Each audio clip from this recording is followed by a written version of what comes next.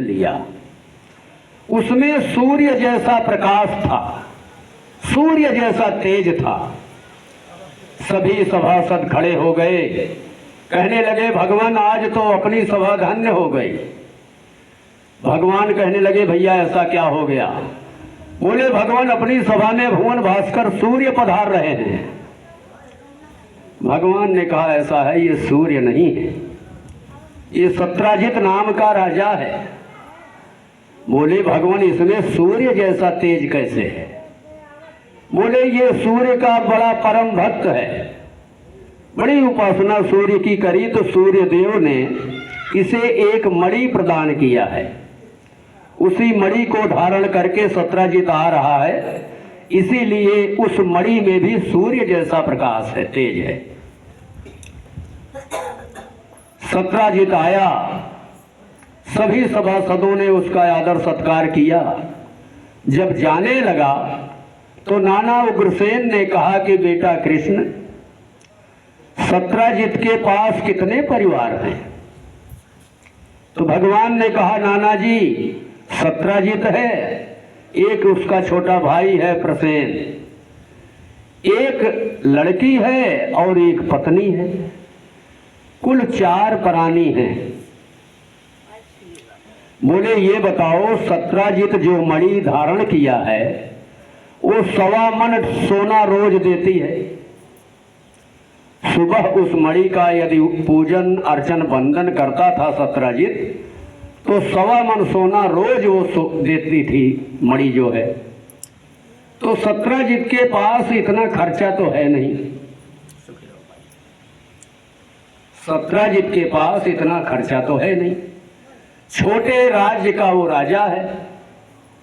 तो उससे कहो ये मणि क्यों ना हमारे राजकोष में दान कर दे, जिससे पूरे ब्रजमंडल की सारी प्रजाओं का पोषण होगा।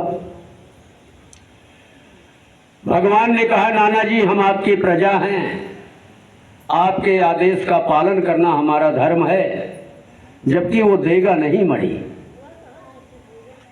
भगवान कहने लगे सत्राजित से कि महाराज की ऐसी आज्ञा है, आप ये मणि राजकोष में जमा करा दें, जिससे प्रजा का पालन पोषण होगा। सत्राजित बिगड़ गया, बोला बचपन में तू चोर था, चोरी करता था, अब मांगने की आदत पड़ गई, दोबारा ऐसी बात मत कहना। भगवान मुंह लटकाए चले आए। दूसरे दिन सत्राजित का छोटा भाई प्रसेन उसी मणि को अपने गले में धारण किया और शिकार खेलने के लिए चल पड़ा। जंगल में गया तो एक सिंह ने उसे देखा। सिंह ने सोचा कि बताओ जी राजा मैं हूं और तेज इस व्यक्ति के अंदर कैसे है। सो उसने प्रसेन को मार डाला और मणि स्वयं पहन लिया। उस सिंह ने जब प्रसेन की मृत्यु हो गई और मणि खो गई तो सत्राजित चारों तरफ घूम घूम के कहने लगा कि देखो जी कृष्ण ने मणि मांगा, मैंने नहीं दिया, तो उसने हमारे भाई का भी वध करके और मणि हथिया लिया।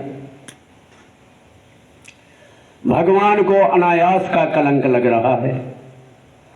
भगवान संकल्प लेते हैं कि भाई अब तो मणि कहीं भी हो, जब तक मैं उसे वापस नहीं ला देता तो ये कलंक तो हमारे सिर से जाएगा नहीं। सो अपने कुछ अनुचरों को लेकर मणि की खोज में निकल पड़ते हैं। जंगल में गए कुछ दूर तो देख रहे हैं कि प्रसेन मरा हुआ पड़ा है, छत बिछत उसका शरीर, सिंह ने उसे नोचा। आगे सिंह के पंजों के निशान देखे, वो मणि सिंह के पास भी नहीं रह पाई। सिंह पहन के जब जंगल में गया तो उसकी भेंट जामवंत से हो गई। जामवंत शिकार की तलाश में घूम रहे थे, सो देखे कि सिंह के गले में मणि। सोचे बताओ जी इतनी बढ़िया चीज इस सिंह को क्या आवश्यकता है पहनने की। उन्होंने सिंह का वध कर दिया और मणि ले लिए, ले गए घर उनकी पुत्री थी जामवंती, छोटी सी, उसी को खेलने के लिए दे दी जामवंत। अब भगवान उस मणि की तलाश में सिंह के पंजों के निशान देखते देखते आगे गए तो सिंह भी मरा पड़ा है। उसके आगे और गए तो एक गुफा में बहुत उजाला देख रहे हैं। भगवान समझ गए कि ये मणि का ही उजाला है, नहीं गुफा के अंदर उजाला कैसे। सो उसमें प्रवेश लेते हैं तो उसमें एक जामवंत की बेटी, छोटी सी बिटिया है जो उस मणि को खेल रही है। भगवान को देखते ही चिल्लाई बड़ी जोर से। जामवंत अपनी पुत्री की आवाज सुनते हैं और बड़ी क्रोधित होकर दौड़ पड़ते हैं। आए सीधा भगवान से भिड़ गए। 21 दिन तक इनका युद्ध चला भगवान से, और 21वें दिन भगवान 3 लोक 14 भुवन का भार लेकर जामवंत की एक एक नस को तोड़ देते हैं। जामवंत हाथ जोड़कर खड़े हो जाते हैं, भगवान अब मैं पहचान गया कि आप हमारे वही राम हो। सुखदेव जी कहने लगे कि हे गुरुदेव, परीक्षित कहने लगे पूज्य सुखदेव जी महाराज से कि हे गुरुदेव, ये कौन से जामवंत थे? वही त्रेता वाले या कोई दूसरे थे? लेकिन सुखदेव जी कह रहे हैं कि नहीं राजन, वही जामवंत थे, त्रेता युग वाले। बोले गुरुदेव इतनी लंबी आयु उनकी? बोले हाँ, ये ब्रह्मा के मानस पुत्र थे और इन्होंने समुद्र मंथन में भी देवताओं की बड़ी सहायता करी थी। राम रावण युद्ध में भी राम की सहायता करी थी। राम रावण युद्ध जब संपन्न हो गया तो ये सभी साथी भगवान के साथ अयोध्या आए। काफी समय तक यहाँ रहे। जब जाने लगे तो भगवान ने कहा सखाओ ऐसा है, कब तक यहाँ रहोगे? आप सब भी जिम्मेदार हो, अपने अपने राज्य के सभी उत्तराधिकारी हो, तो कब तक यहाँ रहोगे? आखिर जाना पड़ेगा। इसलिए जाकर अपना अपना कार्य करो और ध्यान के माध्यम से हम आप सबसे मिलते रहेंगे। जामवंत कहने लगे भगवान एक इच्छा थी आपसे कहने की। बोले कहो जामवंत। बोले क्या बताऊं, मेरे शरीर की खुजली नहीं गई, मैं जी भरकर किसी से युद्ध नहीं कर पाया। भगवान कहने लगे जामवंत तुम्हारे उम्र का योद्धा अब इस पृथ्वी पर नहीं है। बोले भगवान आप ही से 2-2 हाथ हो जाए। भगवान राम कहते हैं ऐसा है जामवंत जी, इस समय हम और आप सेवक और स्वामी के रूप में हैं, ये मर्यादा के विरुद्ध है। इस जन्म में तो मैं तुम्हारी इच्छा ये पूरी नहीं कर पाऊंगा, लेकिन प्रतीक्षा करो, आगे आने वाला समय है, मैं तुम्हारी इच्छा अवश्य पूरी करूंगा। सो आज ये दिन आ गया। जामवंत से 21 दिन लड़े भगवान और 21वें दिन इनकी एक एक नस तोड़ देते हैं। बेटा वो जला दे अपना वो। एक एक नस जब तोड़ दिए तो जामवंत पहचान गए कि सरकार आप हमारे राघवेंद्र हो। हाँ अब फिर आ जाए बेटा, आवाज तो सुनता है हमारा ना, हमारी आवाज कड़क है।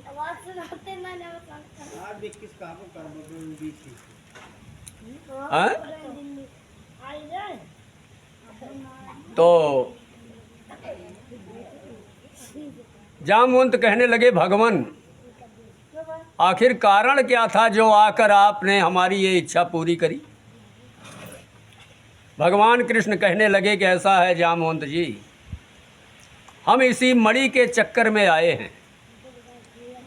बोले सरकार मणि तो अब बिटिया को दे दिया हूँ, वो बिटिया का धन हो गया है, इसलिए मणि पर अब मेरा कोई अधिकार नहीं।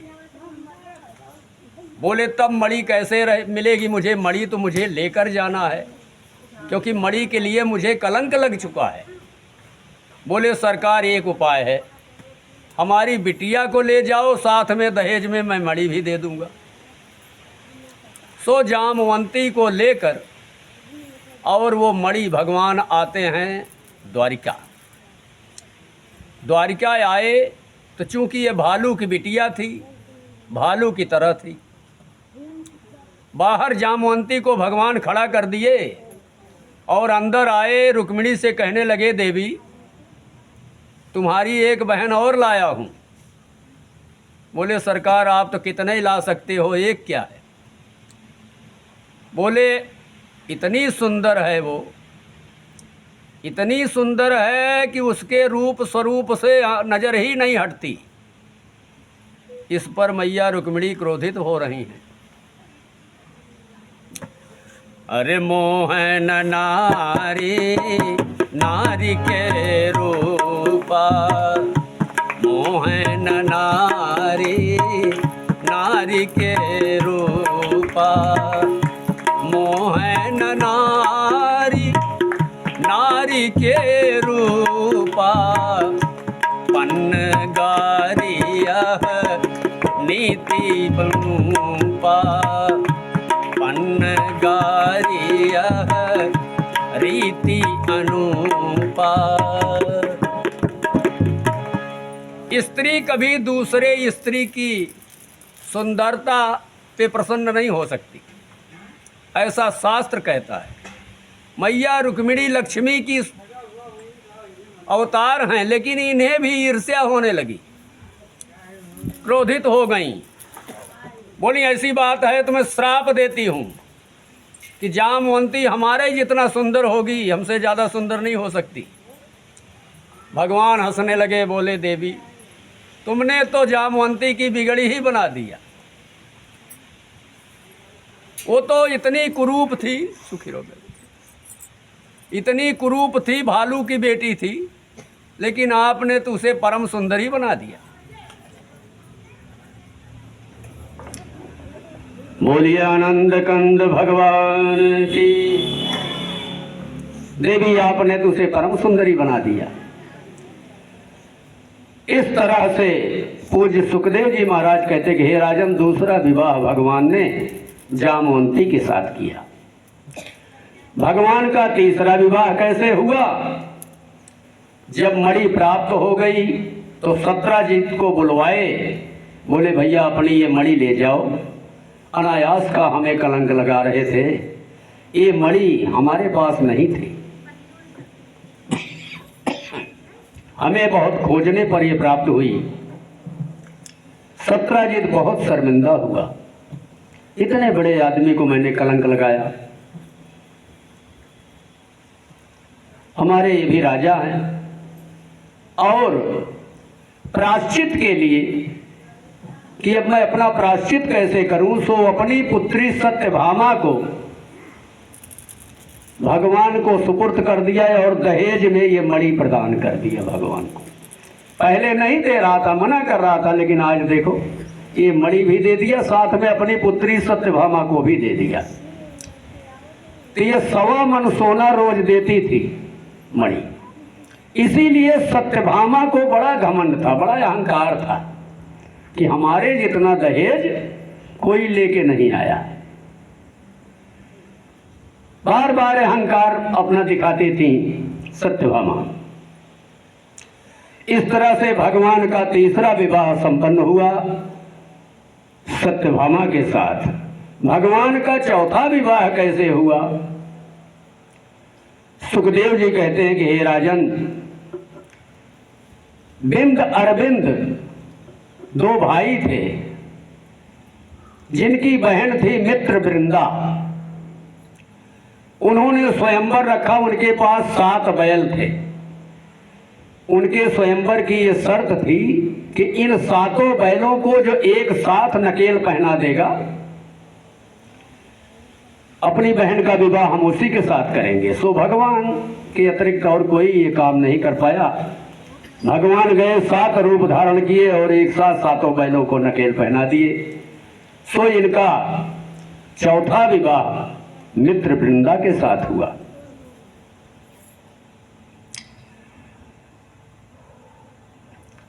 5वां विवाह इनका सत्या के साथ हुआ। 6वां विवाह इनका लक्ष्मणा के साथ हुआ। 7वां विवाह भद्रा के साथ हुआ और 8वां विवाह कालिंदी के साथ हुआ। कालिंदी इन्हीं यमुना मैया की का एक नाम है। यमुना भी भगवान की पत्नी थी। इस तरह से 8 विवाह ये जो होते हैं भगवान के, ये 8 पटरानियां होती हैं। 16,100 विवाह भगवान का कैसे हुआ? हे परीक्षित, अब ध्यान से सुनो। एक भौमासुर नाम का असुर रहता था, जिसने 16,100 कन्याओं को कारागार में बंद कर रखा था। ये सारी बालिकाएं राजाओं की बालिकाएं थी। जिस राजा को यह परास्त करता था, उसकी अगर कन्या होती थी तो उसका हरण कर लेता था। और इसने सोचा था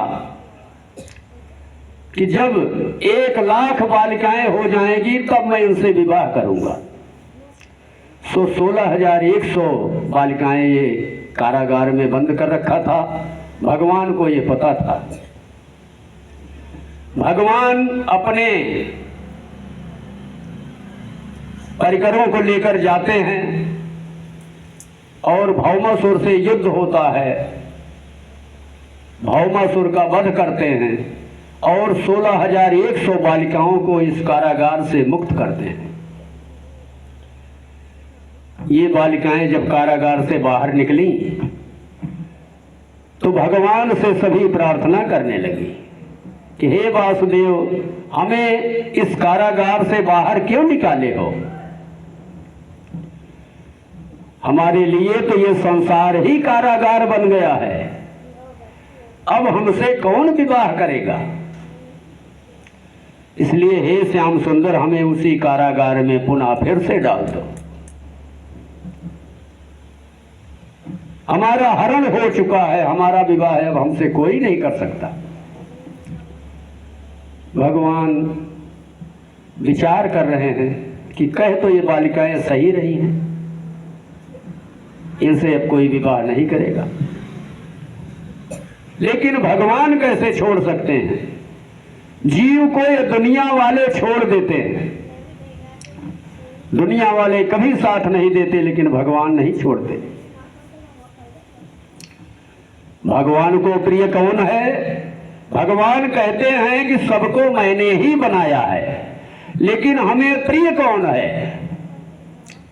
सब मम प्रिय सब मम उपजाए, सब मम प्रिय सब मम उपजाए, सब मम प्रिय सब मम उपजाए, तीन माह मनुज मोहि अति भाए, तीन माह मनुज मोहि अति भाए, तीन माह मनुज मोहि अति भाए।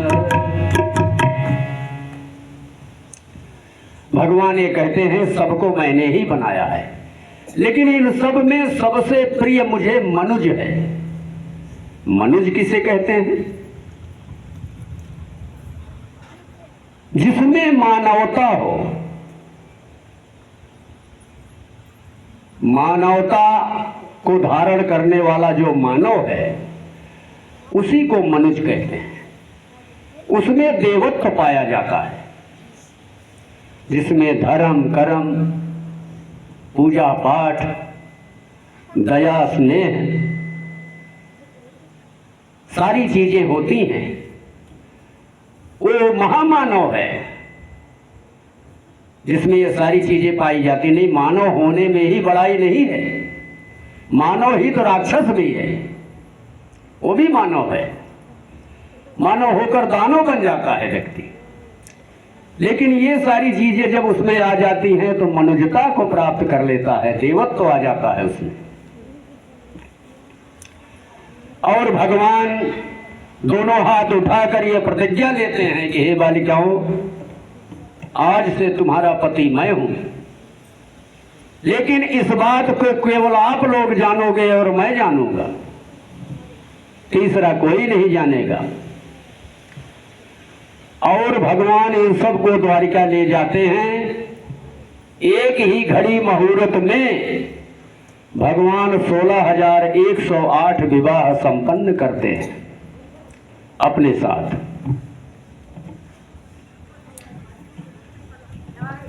भगवान द्वारिकाधीश जिस समय अपने गुरु सांदीपन ऋषि के आश्रम में शिक्षा दीक्षा प्राप्त कर रहे थे, ये दोनों भाई, उसी समय एक सुदामा नाम के ब्राह्मण थे, बड़े ही सरल और सीधे स्वभाव के। इनको भगवान शुरू से ही मित्र कहने लगे। सुदामा कहने लगे, देखो कन्हैया, तुम्हें इतनी जल्दी मित्र हमें नहीं कहना चाहिए। जिसे मित्र कहो तो मित्रता निभाना पड़ता है। और आप तो राजा के पुत्र हो, हम एक गरीब ब्राह्मण हैं, मैं आपसे मित्रता कैसे निभाऊंगा। भगवान ने कहा, ऐसा है, मित्र मैंने कहा है, आपने तो हमें मित्र कहा नहीं, इसलिए मित्र धर्म को भी निभाने की जिम्मेदारी हमारी ही सबसे पहले है। इसलिए हे सुदामा भैया, आज से तुम हमारे मित्र हो।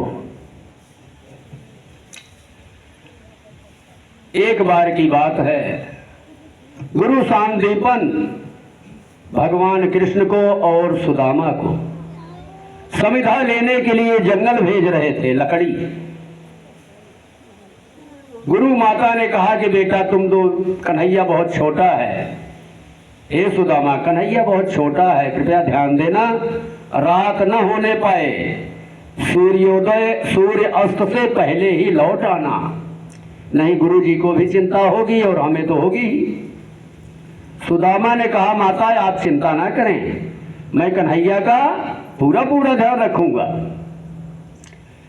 और गुरु माता जो थी, रास्ते में भूख ना लगे कुछ खाने के लिए, सो पोटली में चने कुछ दे दी कि बेटा तुम दोनों लकड़ी तोड़ते समय कुछ समय हो लगेगा, तो अगर भूख लगेगी तो ये चने खा लेना। जंगल में गए, दोनों लकड़ी तोड़ रहे हैं। भगवान ने कहा, बड़ा अच्छा अवसर है, मैंने मित्र बनाया, पहली बार बनाया, लाओ फिर अपने मित्र की मैं परीक्षा भी ले लेता हूं। भगवान ने ऐसी माया करी कि तुरंत बिजली कड़कने लगी, बादल हो गया और बारिश होने लगी।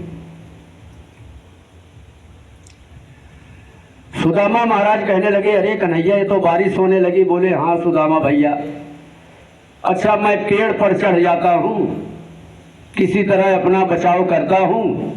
बोले, मैं भी पेड़ से चिपक जाता हूँ।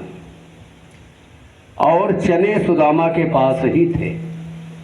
जब इनको ठंड लगी तो भूख भी लगी। भूख लगी तो इन्होंने धीरे से पोटली खोला और एक एक चने मुंह में डालने लगे। सो धीरे धीरे पूरी पोटली के चने ये खा गए, जबकि उसमें आधे चने तो भगवान के हिस्से के थे। और जब बारिश थमी, भगवान नीचे उतरे, अपना पीतांबर निचोड़ने लगे, डाल दिए, डाल पर सूख रहा। कहने लगे, भैया सुदामा, आश्रम से चलते समय गुरु माता ने कुछ दिया था खाने के लिए ना, भूख सी लग रही है। सुदामा कहने लगे, भैया कृष्ण क्या बताऊं, मुझे भी भूख लगी थी, मैं तो धीरे धीरे सारे चने खा गया। बाल स्वरूप भगवान की आंखों में आंसू आ गए। बोले, सुदामा तुमने सिद्ध कर दिया कि ब्राह्मण सचमुच ही दरिद्र होता है। इस दरिद्रता को तुम्हें भोगना पड़ेगा, हमारे हिस्से का चना जो तुमने खाया है। और 64 दिन के बाद 64 दिन में भगवान ने अपनी शिक्षा दीक्षा पूरी करी। 64 दिन के बाद गुरु जी के पास आए, प्रणाम किए, बोले गुरुदेव अब आप गुरु दक्षिणा ले लें, क्योंकि हमारी शिक्षा पूरी हो गई। गुरु जी ने कहा कि वासुदेव मुझे कुछ नहीं चाहिए, मैं तो धन्य हूं तुम जैसे शिष्य को पाकर, इसलिए मुझे कुछ नहीं चाहिए, जाओ माता से पूछ लो। गुरु माता के पास जाते हैं। गुरु माता कहती है कन्हैया यदि तुम भगवान हो, सभी ये कहते हैं, तो मेरा एक पुत्र जो है वो समुद्र में डूब गया था, उसी को ले आ दो। सो भगवान अपने गुरु पुत्र को खोजने के लिए चल पड़ते हैं। समुद्र में जाते हैं जहां इन्हें 5 जन्य नामक शंख प्राप्त होता है, जिसको बजा करके भगवान कलियुग का प्रवेश लाते हैं। और सागर देवता ने कहा भगवान आपके गुरु का पुत्र जो है अब वो शरीर धारण कर चुका है, सब जन्म ले चुका है। भगवान ने कहा लेकिन सागर देवता हमें चाहिए, मैं वचन देके आ रहा हूं। सो अपने गुरु के पुत्र को ले आकर गुरु माता के सुपुर्द करते हैं और यहां से द्वारिका चले जाते हैं। वहां भगवान सुखपूर्वक अपने 16,108 रानियों के साथ राजकाज करते हैं। नारद बाबा के मन में होता है एक बार कि अच्छा भगवान 16,108 विवाह किए हैं, जिसके पास एक पत्नी है उसकी तो इतनी दुर्दशा हो ही जाती है, भला भगवान 16,108 रानियों के साथ कैसे निर्वाह करते हैं। बाबा तो ब्रह्मचारी हैं, लेकिन गृहस्थों के विषय में हरदम सोचते रहते हैं। सो द्वारिका चल पड़े। खिड़की से झांक रहे हैं, है ना गंदी बात। खिड़की से झांक रहे हैं तो किसी महल में भगवान पासा खेल रहे हैं, किसी महल में भगवान अपने पुत्र को खिला रहे हैं, किसी महल में भगवान कोई सुबह कर रहे हैं, किसी महल में देख रहे हैं कि भगवान को झांसी कर रहे हैं,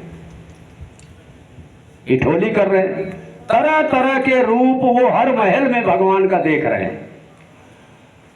और जब सोचे कि अरे राम हो, भगवान ने इतने रूप धारण कर रखे हैं, मैं तो बहुत ही बड़ी गलती किया जो आया इनकी परीक्षा लेने।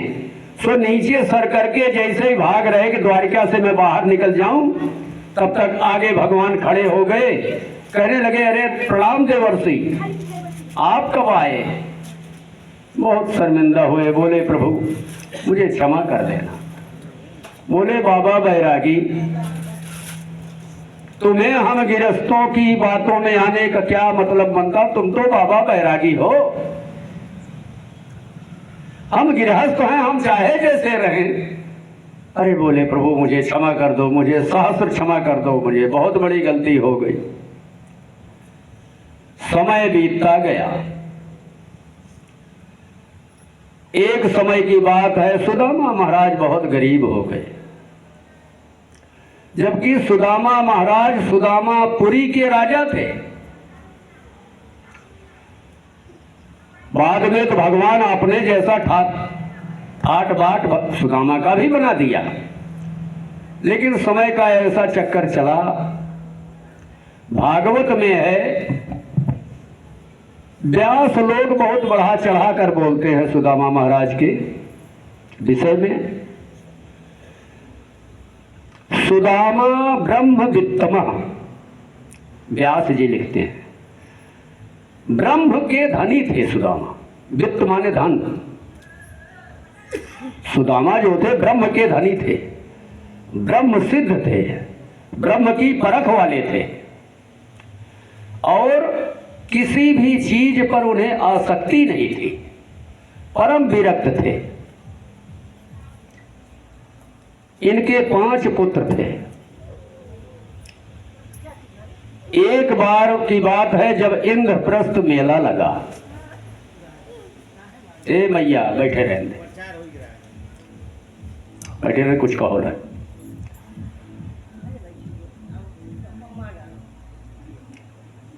बोली आनंद कंद भगवान की। सुदामा महाराज बहुत गरीबी भोग रहे थे। भगवान तो अंतर्यामी है, सब पता है। एक बार की बात है, इंद्रप्रस्थ मेला लगा।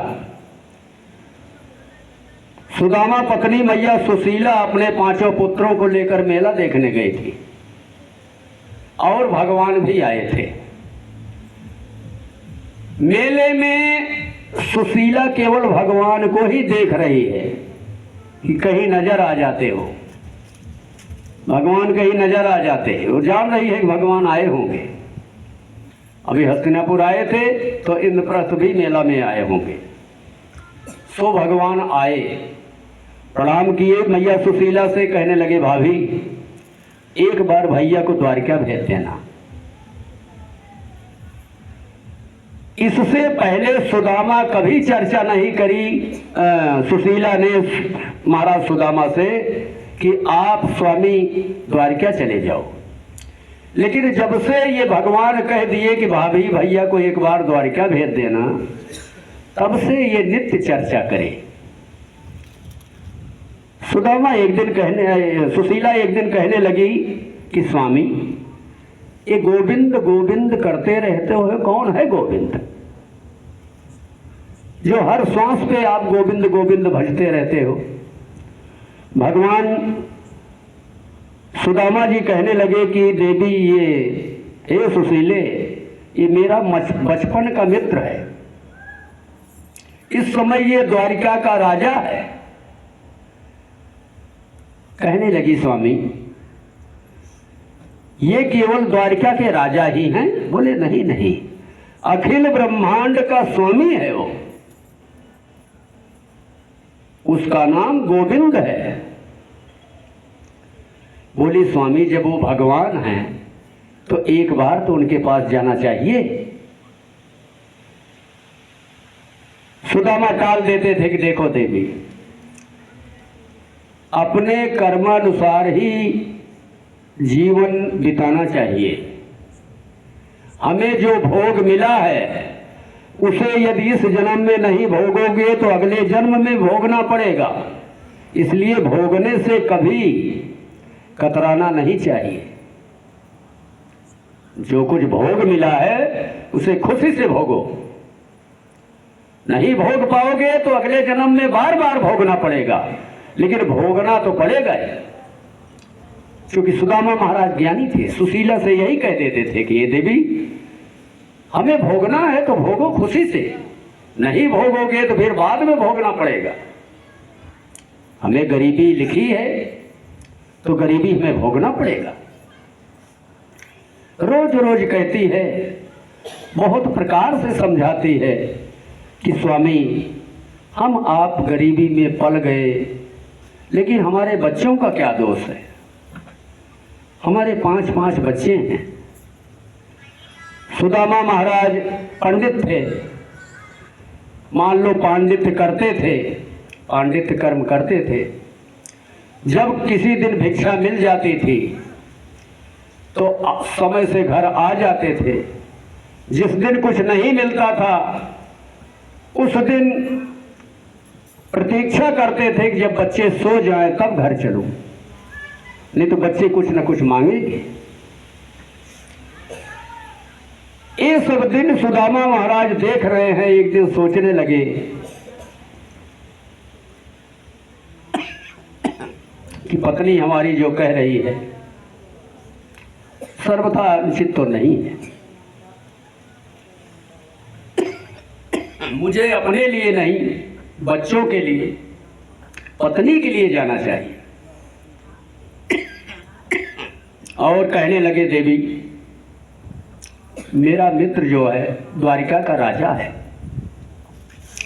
राजा के यहाँ, बेटी के यहाँ भगवत दरबार में खाली हाथ नहीं जाना चाहिए।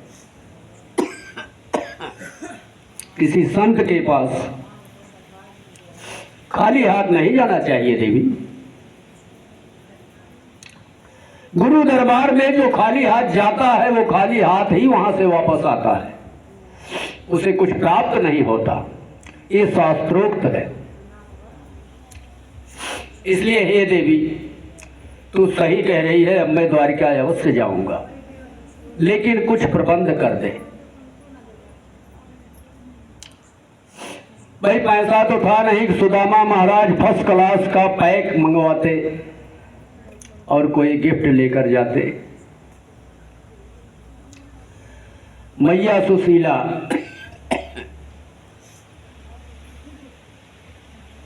तीन चार घर में भिक्षा लेती है तो 3 मुट्ठी चावल लेके आती है। इसमें अध्यात्म है। क्या चावल नहीं थे? 3 मुट्ठी चावल नहीं थे मैया को देने के लिए सुशीला के पास? ऐसी बात नहीं थी। 3 मुट्ठी चावल उसके पास भी थे। और सुशीला ने भेजा कैसे? वो जो मांग कर लाई 3 मुट्ठी चावल, उसे अपनी फटी हुई साड़ी के पल्लू के कोने में बांध कर पोटली तब दे रही। तो परीक्षित कहने लगे, गुरुदेव आखिर मैया सुशीला अपनी साड़ी के इस पल्लू में क्यों पोटली बना रही? क्या कपड़ा भी और नहीं था? लेकिन सुखदेव जी कहते कि हे राजन, मैया सुशीला ये जान रही है कि हमारे स्वामी बड़े भोले हैं। वो अपने दिन को कभी अपने मित्र के सामने व्यक्त नहीं करेंगे कि मुझे बड़ी गरीबी है। इसलिए मैया सुशीला अपनी गरीबी दिखाने के लिए 3 घर से चावल मांगती है। किसी का चावल मटमैला है, किसी के चावल बहुत श्वेत है, किसी का थोड़ा टूटा हुआ है, किसी का सबूत है, और धोती का पल्लू जो फटा था। तो ये सब देखकर कन्हैया जरूर समझ जाएंगे कि नहीं, मित्र हमारा बहुत गरीबी झेल रहा है। और वो पोटली सुदामा महाराज को दे दिया। बोली स्वामी अब आप द्वारिका जाएं। सुदामा महाराज भजन करते हुए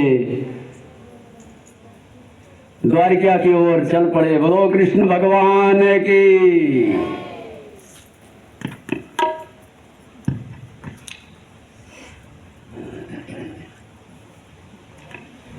तो पार करेंगे नैया, भजो कृष्ण कन्हैया।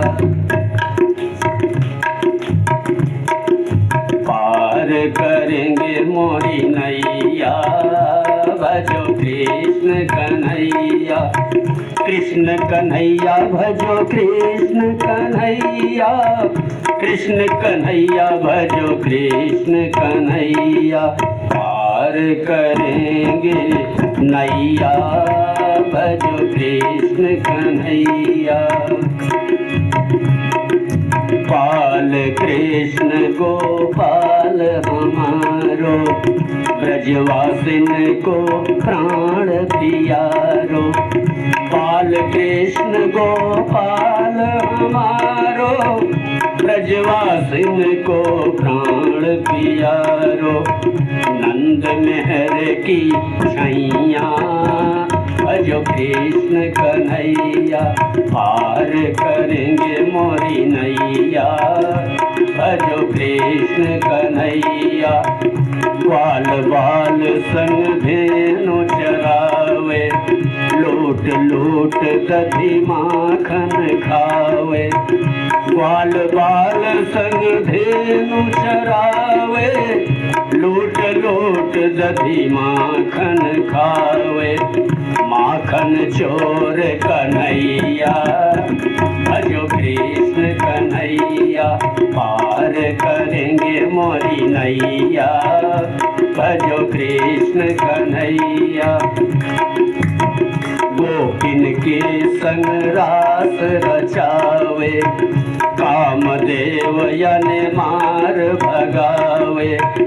गोपिन के संग रास रचावे, कामदेव यन मार भगावे।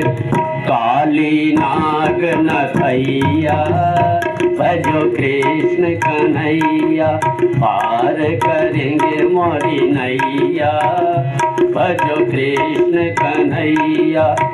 भक्त सुदामा चावल लाए, प्रेम सहित प्रभु भोग लगाए।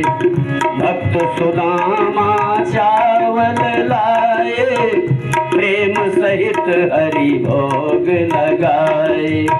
कह कर भैया भैया भजो कृष्ण कन्हैया, कह कर भैया भैया भजो कृष्ण कन्हैया। पार करेंगे नैया भजो कृष्ण कन्हैया। बोलिए वृंदावन बिहारी लाल की। सुदामा महाराज चलते हैं,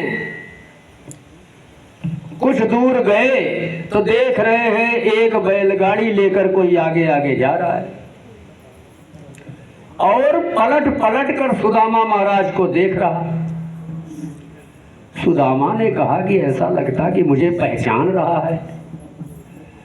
सो ऐसे ही हाथ उठा दिए कि भैया रुकना। गाड़ी रोक दिया। जाकर देख रहे हैं तो कहने लगे अरे भैया कहाँ जा रहे हो? बोले मैं द्वारिका जा रहा हूँ।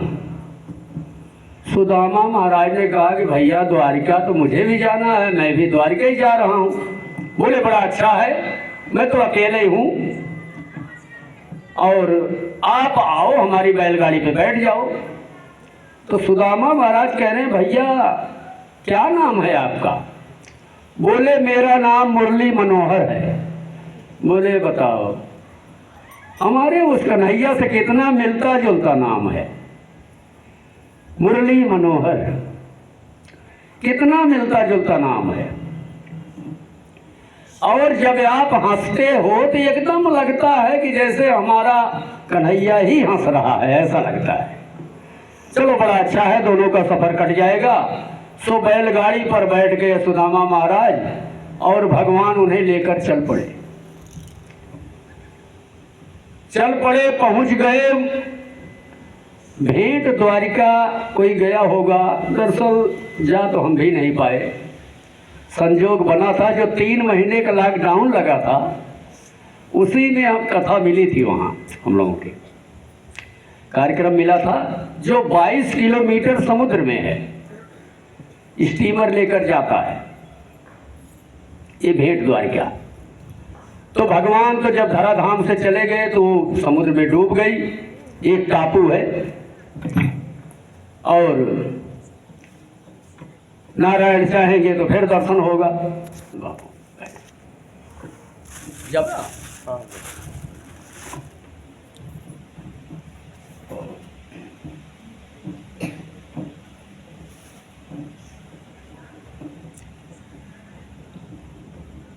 भगवान सुदामा को लेकर यहाँ से बैलगाड़ी से गए और जब समुद्र में प्रवेश लेने के लिए लेना हुआ तो वहाँ भी नाव लेकर चले आए, नाविक बनकर, और भगवान को ले गए द्वारिका में छोड़ दिए। द्वारिका पहुँचे, बोले भैया ऐसा है मेरा मार्ग थोड़ा इधर से जा रहा है, अब सामने द्वारिका ही है। सुदामा कहने लगे बस भैया अब तो मैं पहुँच ही जाऊँगा। सुदामा महाराज जब द्वारिका गए तो देख रहे हैं कि भगवान अपने सभी पत्नियों के लिए एक सा मकान बनाए हैं और जितने ब्रजवासी हैं सबका एक ही तरह का मकान है। ऐसा नहीं कि भगवान राजा हैं तो इनका बहुत बड़ा शीश महल है, ऐसा नहीं। तभी सुदामा महाराज पूछ रहे हैं कि भैया कृष्ण का मकान कौन सा है? आज तो नेता का मकान बड़ी दूर से ही पहचान लोगे कि भाई ये फला नेता का मकान है, मंत्री का मकान है। लेकिन भगवान की नीति ऐसी थी कि एक बराबर, सबके बराबर ही अपने को ही रखते थे। इसलिए सुदामा महाराज जब पहुंचते हैं तो पूछते हैं कि भैया कृष्ण का महल कौन सा है। ये भागवत में नहीं वर्णन है कि उनसे कोई द्वारपाल पूछा भी। ये तो बढ़ा चढ़ा के लोगों ने बना दिया कि द्वारपाल ने उनसे पूछा, और उनसे किसी ने नहीं पूछा। अभी तक तो ब्राह्मणों का बड़ा सम्मान होता था भगवान के यहाँ, जो दूर से ही। तो सुदामा महाराज भगवान जैसे ही सुने कि मेरे बचपन का मित्र सुदामा आया है, सो नंगे पांव दौड़े।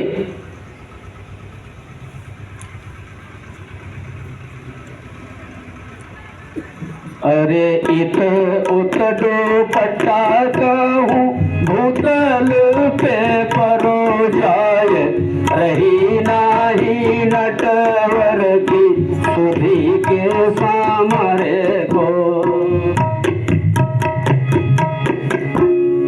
शंख कहूँ चक्र कहूँ गदा कहूँ पड़ी जाए, दौरे रण छोड़ चारों भुजा के बसरी के। सारे सभासद आश्चर्यचकित होकर देखने लगे कि ऐसी कौन सी विभूति आ गई है, महाराज इतने बेबल हो गए हैं। इस सभा में बड़े से बड़े विभूति आ चुके हैं महाराज, ब्रह्मा तक इस सभा में आ चुके हैं, लेकिन सरकार को इतना बेबल तो पहले कभी नहीं देखा गया। ऐसा कौन आ गया है कि इतने बेबल होकर दौड़े हैं नंगे पांव, अपने पीतांबर का भी होश नहीं। और भगवान दौड़ कर जाते हैं, सुदामा को गले लगा, भैया सुदामा, हाय सुदामा, और ले आते हैं अपने सिंहासन पर बैठाते हैं। सुदामा महाराज की दशा देख रहे हैं। नरोत्तम दास ने बड़ा सुंदर वर्णन किया है कि शीस पगाना झगा तन में प्रभु, ज्ञान को आए बसे के ही ग्राम। ओटी फटी सीलटी दुपटी अरु, पाय उपाना की नहीं सामा। द्वार खड़े द्विज दुर्बल देखी, रहे चकी सो वसुधा अभिराम। पूछत दीन दयाल को धाम, बतावत आपन नाम सुदाम। पूछत दीन दयाल को नाम, बतावत आपन नाम सुदाम।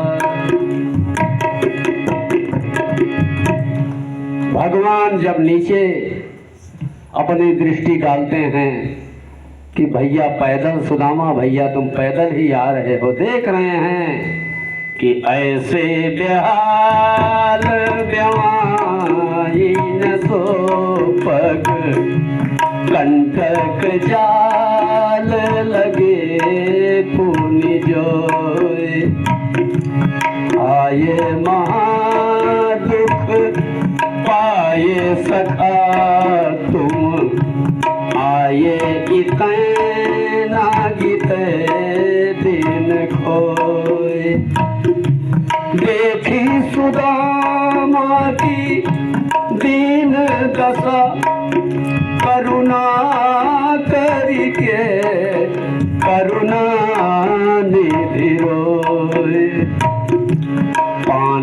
परात को हाथ छुयो नहीं, नैनन के जल से पग धोए। पानी परात को हाथ छुयो नहीं, नैनन के जल से पग धोए। भगवान सुदामा महाराज के चरणों से एक एक कंटक निकाल रहे हैं और रो रहे हैं। भैया सुदामा, इतना समय तुमने व्यतीत कर दिया हमारे पास आने में, क्या हमारी कभी याद नहीं आई? सुदामा महाराज अपने मन में सोच रहे, बताओ जी, हम ही से पूछ रहा है और अपने को नहीं कह रहा कि कभी ये भी याद किया हो मुझे। हमसे कह रहा क्यों नहीं आए, क्यों नहीं आए। अच्छा सुदामा भैया, ये बताओ भाभी कैसी? एक बात बताओ, तुमने जब विवाह किया तो मुझे निमंत्रण क्यों नहीं दिया? सुदामा कह रहे, बताओ मैंने तो एक ही किया है, इसने 16,108 किए हैं, अपना नाम नहीं ले रहा कि इसने क्यों नहीं निमंत्रण दिया, हम ही से निमंत्रण ले रहा। सुदामा कहने लगे, कन्हैया एक बात बता, मेरी छोड़, मैं तो विवाह के चक्कर में पड़ना ही नहीं चाहता था, लेकिन माता पिता नहीं माने, अंततः मेरा विवाह कर दिए। तू बता कि तू विवाह किया कि नहीं? अरे बोले भैया, क्या बताऊं, विवाह क्या, मैंने बहुत सारे विवाह किए। बहुत सारे? कितने विवाह किया? बोले ज्यादा नहीं, यही 16,108 विवाह। बोले हाँ, इतना विवाह कर डाला फिर भी एक भी निमंत्रण नहीं दिया? बोले सुदामा भैया, अगर विवाह किया होता तब तो निमंत्रण देता, विवाह करने का तो मुझे मौका ही नहीं मिला। ये सारी की सारी अपने आप ही भाग के आई हैं। अरे आपका तो कोई देखुआर आया होगा, विवाह हुआ होगा, लेकिन हमारी ऐसी कोई दशा नहीं है, सब भाग के अपने आप आई हैं। तो चलो छोड़ो, ये बताओ भाभी ने हमारे लिए कुछ भेंट तो दिया होगा? तब तक पोटरी और दबाए जा रहे हैं कि लो ये तो कहीं देख न लेंगे। इसको ये ठरक लग गई, भाभी ने क्या दिया, भाभी ने कुछ दिया होगा। और भगवान एक तिरछी आंख से पोटरी भी देख रहे हैं और बार बार पूछ रहे हैं कि सुदामा भैया, भाभी ने कुछ अवश्य हमारे लिए भेंट दिया होगा, सही बताओ कुछ दिया है कि नहीं? ओहो मेरे बालेपन के यार, सुदामा कैसे आए, ओ मेरे बालेपन के,